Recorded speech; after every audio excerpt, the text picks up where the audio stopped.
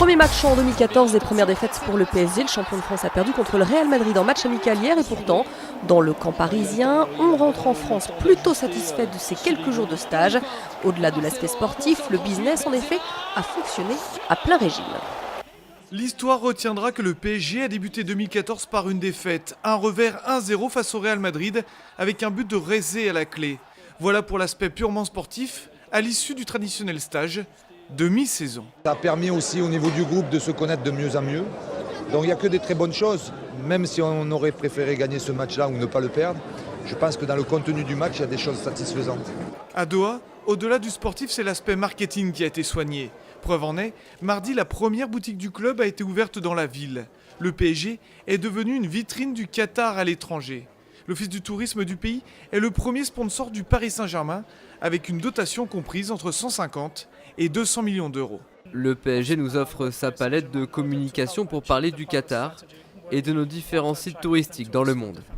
Prochain objectif pour Ibrahimovic et les Parisiens, aller le plus loin possible en Ligue des Champions pour conquérir un peu plus encore le cœur des Qataris en 2014.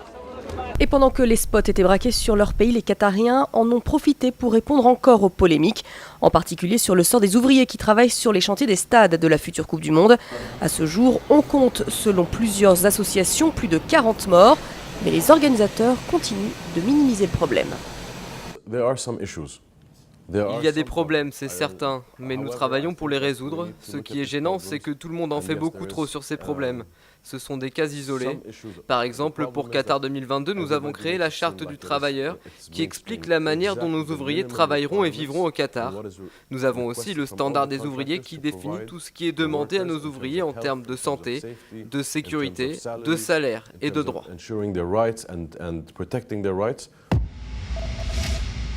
Michael Schumacher a 45 ans aujourd'hui, tous ses proches sont arrivés à son chevet.